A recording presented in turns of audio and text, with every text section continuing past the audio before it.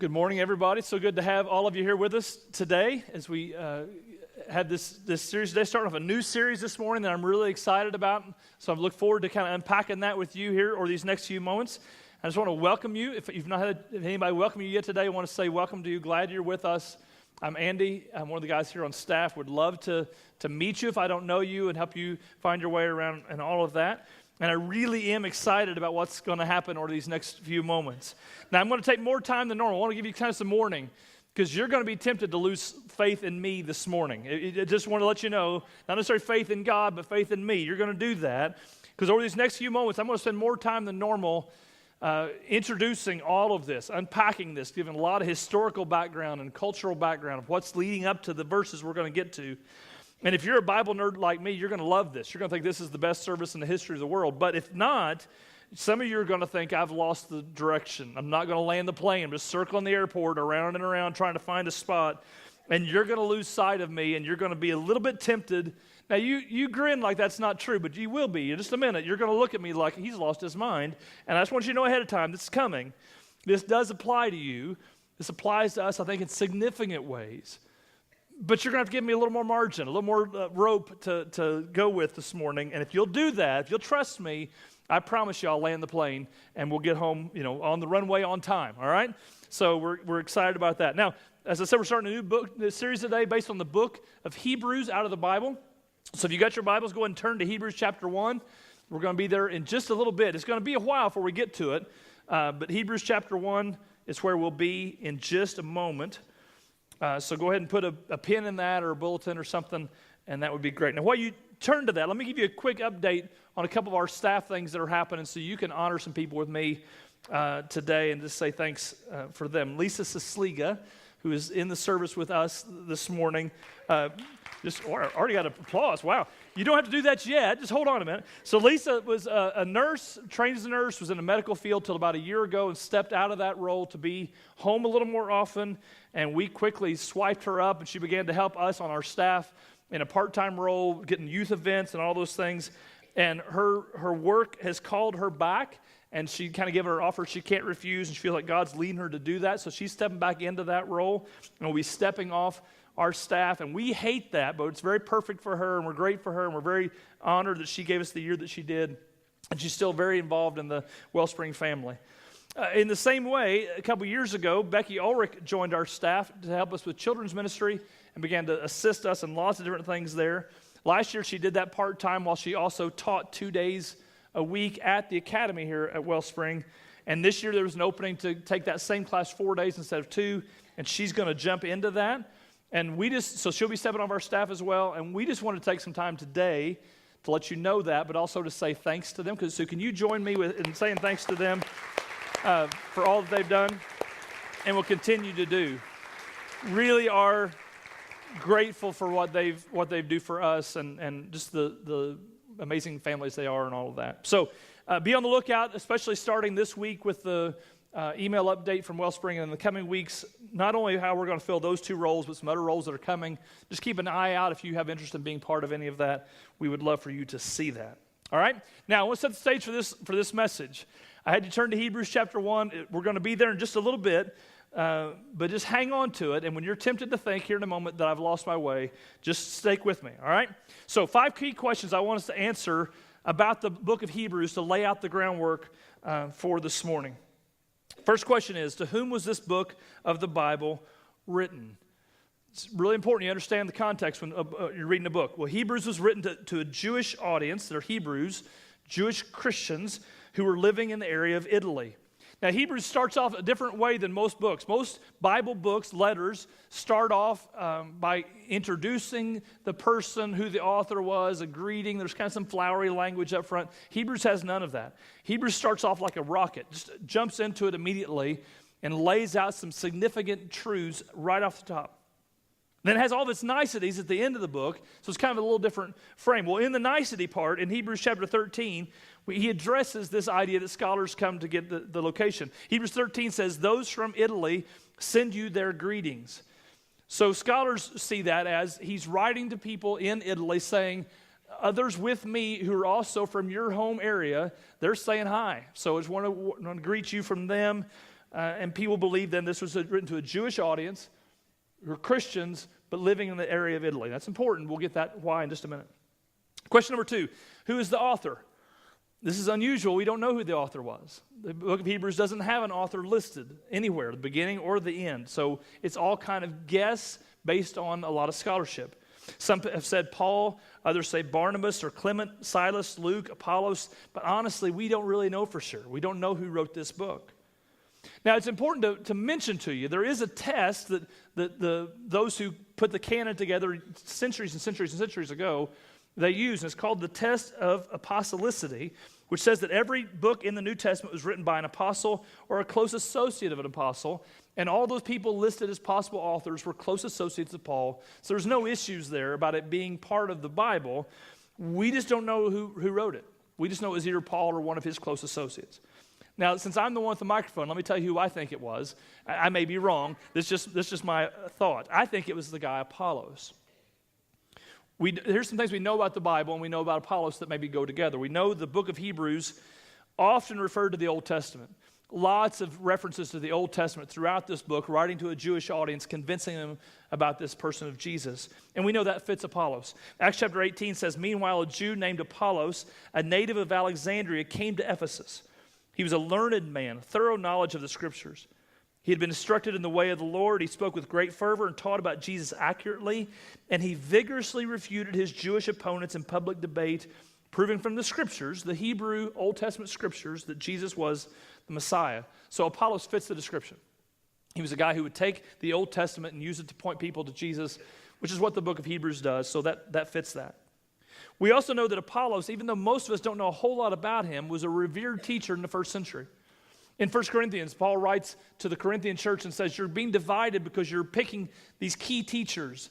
And he lists out 3 main teachers in the first century that they were divided over. They would choose to put their loyalties to. Paul and Peter, that make a lot of sense. And also Apollos was the third one listed. He was one of the main teachers in the early church, which also then would fit with him being a writer of one of the books of the Bible. Thirdly, Apollos appears to be a humble guy, which lines up well with somebody who would write a book of the Bible and make it anonymous, so they're not even drawing attention to themselves at all. So we don't know. Honestly, I just personally think it was Apollos. I love this quote from Martin Luther. He said, "Apollos is perhaps the least unlikely of those which have been put forward." So is that a vote of confidence? That's the best we got. He's the least unlikely of those that have been mentioned. So honestly, we just don't know, okay? Now let's get to the important stuff. When was this book written? This is where it gets good, so hang on a second. We don't know the exact month and day, but we know it was in a range of 15 years between AD 49 and AD 64. It happened in that window. Let me give you a picture of where that falls in. Here's a drawing that kind of gives you an idea of some of these early century dates that are very important to us. We'll start with the latest date and kind of work backwards towards the crucifixion of Jesus. We know that Hebrews was written before AD 70, or we really suspect it was, because in AD 70, a very important thing happened in history where the Romans entered Jerusalem and destroyed the temple.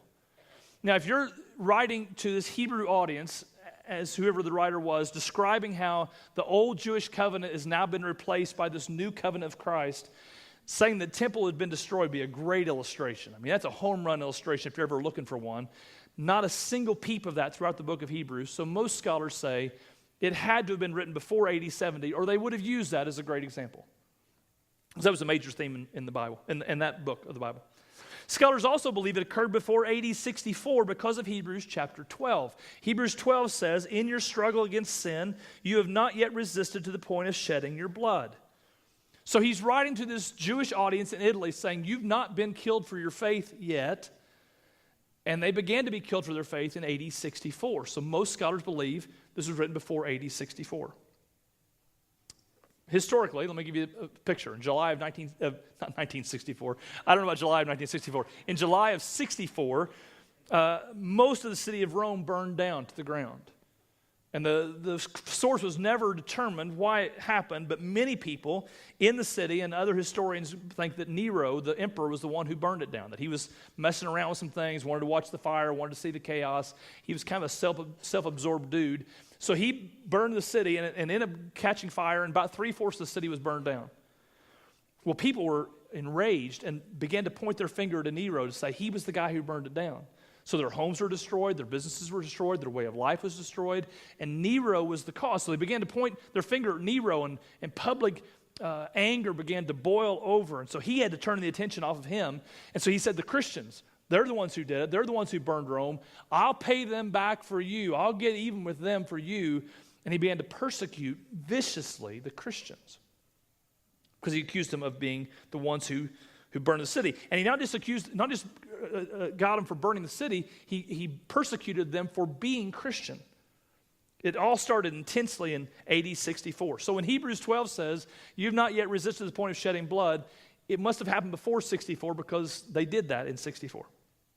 All right, let's look back a little earlier, AD 49. In 49, if you look in history, there's a major event as well. Claudius, the emperor before Nero, made all of the Jews, all the Jewish people of Jewish background, leave the city of Rome. They were expelled by Claudius, the emperor before Nero, in AD 49. So if you don't like Trump and you don't like Obama, it could be worse. It could be Claudius and Nero. I mean, they are worse.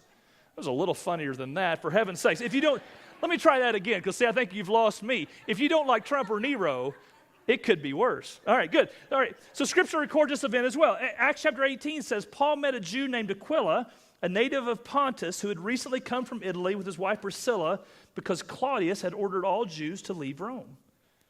That was in AD 49. And so when scholars look at that date and they look at the book of Hebrews, they think it happened after that because of Hebrews chapter 10, where Hebrews 10 says, remember those early days after you'd received the light, after you'd come to faith in Christ, when you endured a great conflict full of suffering. Sometimes you were publicly exposed to insult and persecution. At other times you stood side by side with those who were so treated. You suffered along with those in prison, and you joyfully accepted the confiscation of your property because you knew that you yourselves had better and lasting possessions.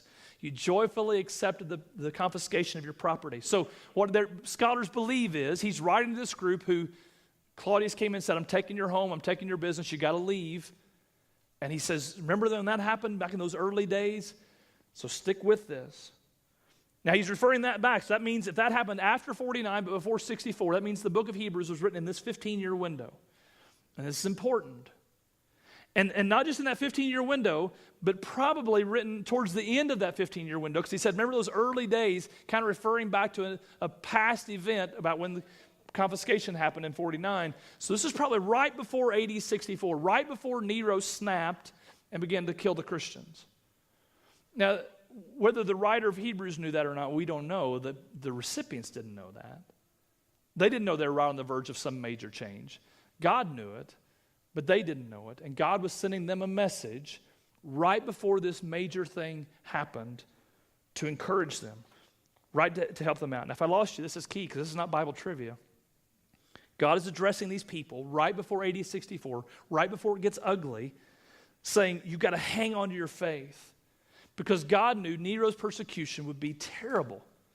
I mean, if you ever read anything about it, you can look online and Google this. It was intense.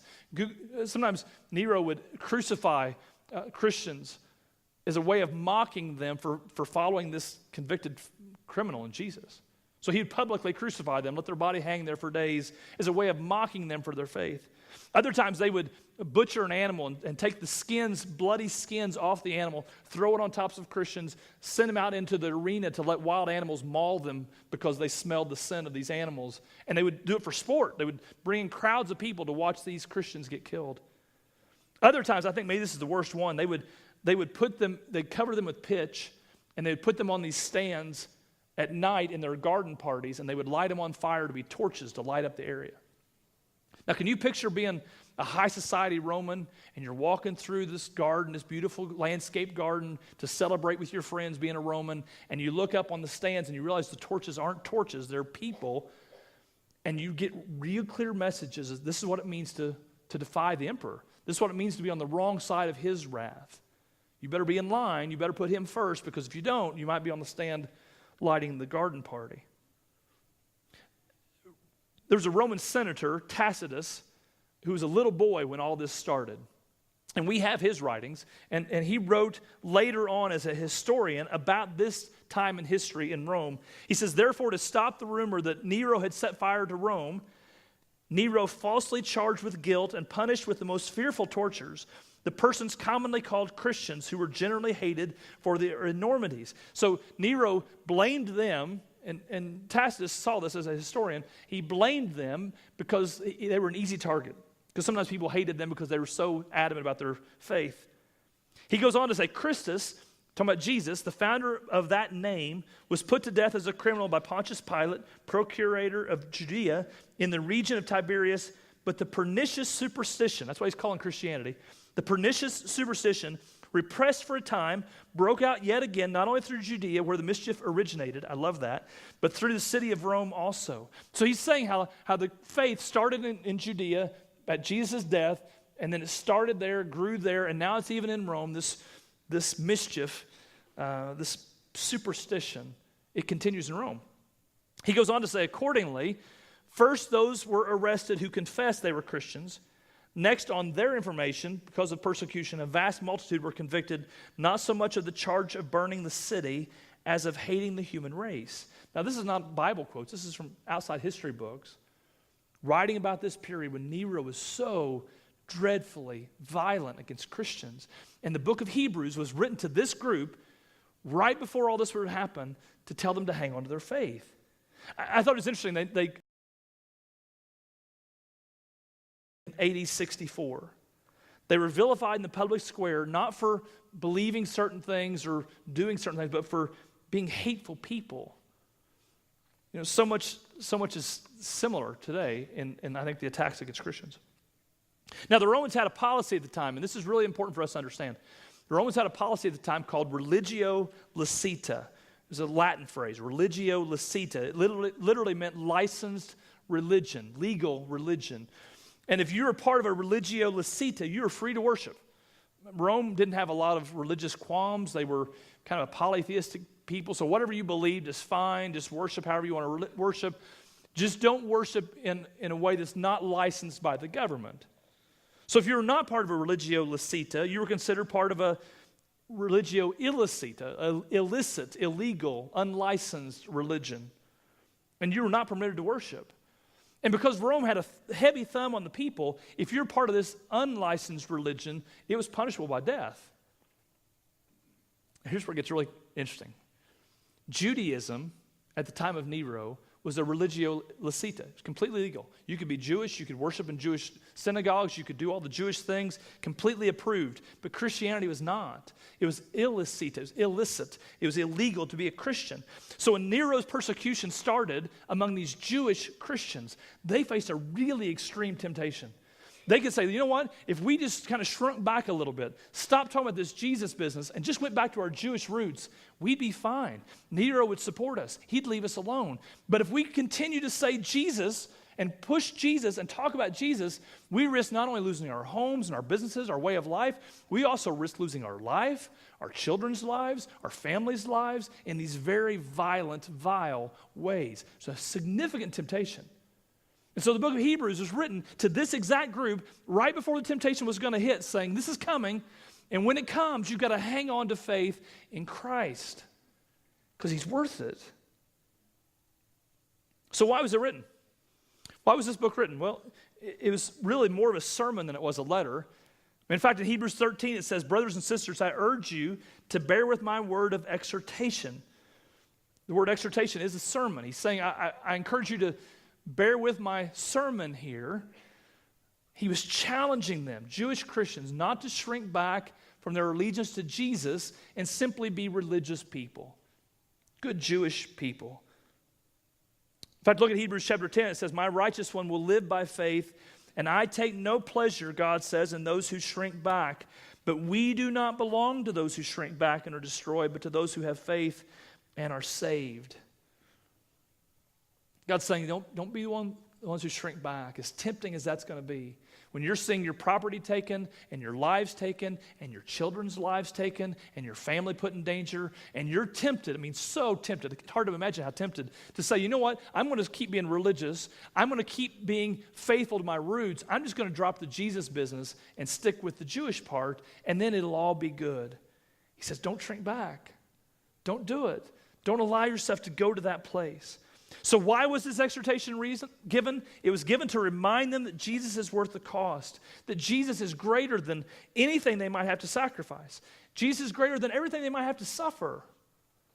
Not just religion, not just faith in God, but in this specific person of Jesus and his message and his teaching and his gospel.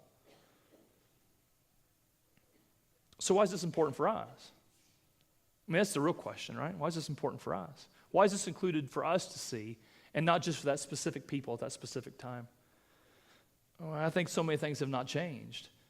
And I think there's opportunities for us, and a time is coming where it will be more so, I believe, when it will not be socially acceptable to be fully devoted to Christ. I think it'll always be acceptable to be religious, kind of mildly, politely, socially religious. That's always going to be good. But we're going to have to choose between full devotion to Christ and sort of a weaker version of faith where we slip back, shrink back into kind of a mildly religious alternative, something a little different than the whole Christian business. And I think just as Hebrews was written to specific people at this specific time, right before things would change in ways they never saw coming, I think the same could be true of us when we're going to be called, maybe sooner than we think, to stand with Christ and risk losing something or everything. I believe our country, our culture is heading for a shaking. And when that happens, I can see how we might be in a situation where we would have to kind of choose between an acceptable, polite religiosity, a milder version, or full devotion to Jesus. And if that comes to us in our lifetime, if that comes to us, like the book of Hebrews reminds us that Jesus is worth it. That he's greater than all the things we might lose. Hebrews author is challenging us to stay true to Christ, to avoid the temptation to just be religious, even though it's a little more palatable, and choose to stay devoted to Christ and his teachings, even if it costs us something, even if it costs us everything. And for as much as things are different now than then, it seems to me like a lot of things are still exactly the same, that Jesus Christ is still the same. So why is he telling us that Jesus is worth it? I mean, he's writing them to say Jesus is worth it, but why? Why is he worth it? Why is he worth the cost? Why should they hang on to full devotion? Why shouldn't they just shrink back to a more palatable, socially acceptable faith? Because Jesus is greater. Jesus is greater than anything else, and his greatness makes him worthy to follow more than anything else you might lose. We're starting a new series today called Greater. We're going to walk through this important book of Hebrews. It's going to take us a while to get through it. And it's going to prepare us for a time when we might have to choose in this life or later on, where we might have to choose between truly following Christ with full devotion or just kind of shrinking back a little, not fully, not walking away from God altogether, just a milder version of religion where it's a little more socially acceptable. The bottom line of this series, I believe the bottom line of this book, is that Jesus is greater than anything that following him will cost us. That Jesus is greater than a life of ease and predictability, that Jesus is greater than public acceptance, that Jesus is greater than money or popularity or comfort, that he's simply greater. And I think you've got to know that. It's important that we grasp that and live it because it's true.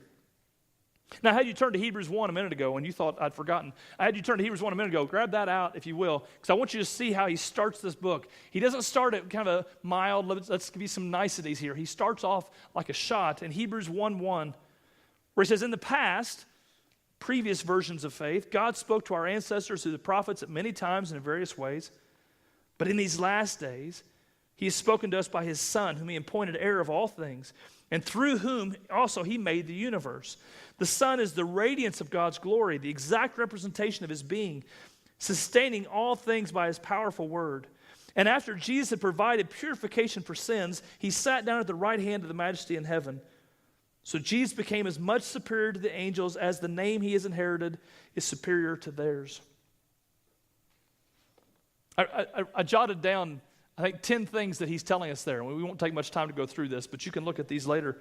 Jesus is God's primary spokesman. I mean, he is the main messenger for God. You want to know what God thinks? Listen to Jesus. Jesus is the heir of all things. Remember when he said in Matthew 28, all authority in heaven and on earth has been given to me. And then he ascended up into heaven. Jesus is God's partner in creation. Nothing was ever made without Jesus right there in the middle of it. He's the radiance of God's glory, the exact representation of God's being. If you want to know who God is, look at Jesus. If you want to know what God's like, look at Jesus. If you want to hear what God thinks, listen to Jesus. Jesus sustains all things by his powerful word. Colossians 1 says that God, through Jesus, holds all things together. And I think we have no idea scientifically even what that even talks about.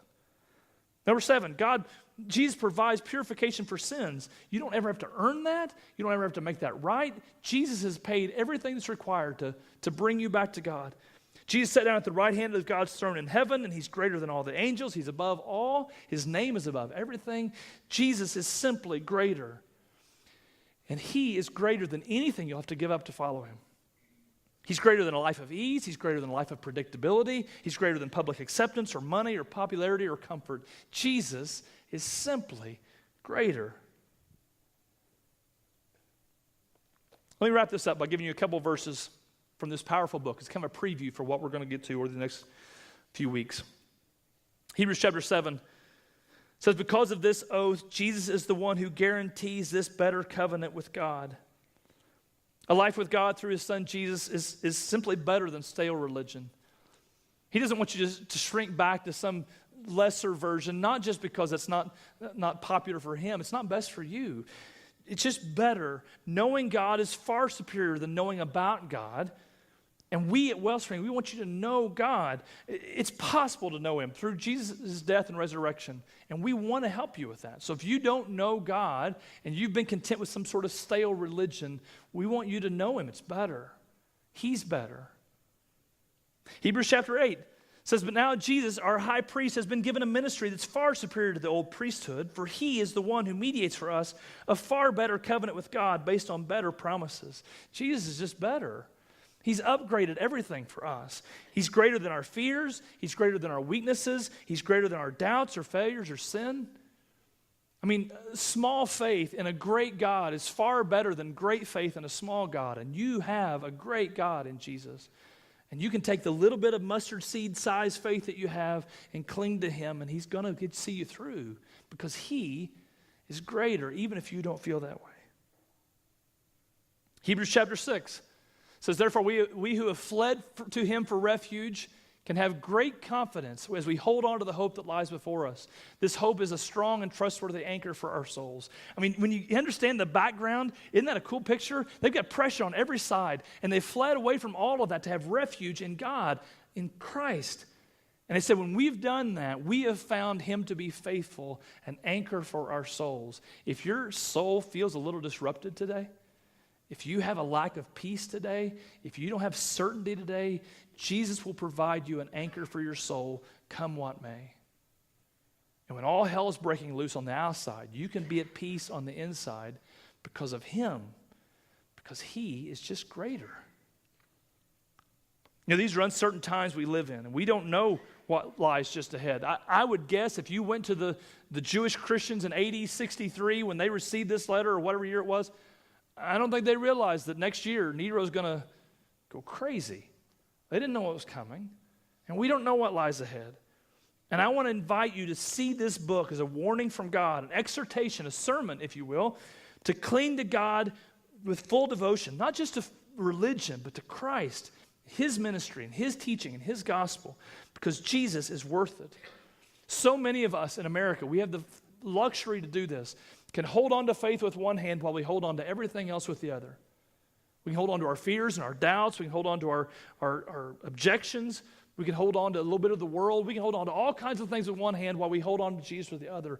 And I think a time came for them, and a time is coming for us when we have to choose both hands on faith, both hands on Christ, or let go altogether. And I want to challenge you now to choose now, before that time comes, to grab a hold of faith with both hands. Because when you do, you're going to find that the one you've grabbed hold of is worth it. He's greater.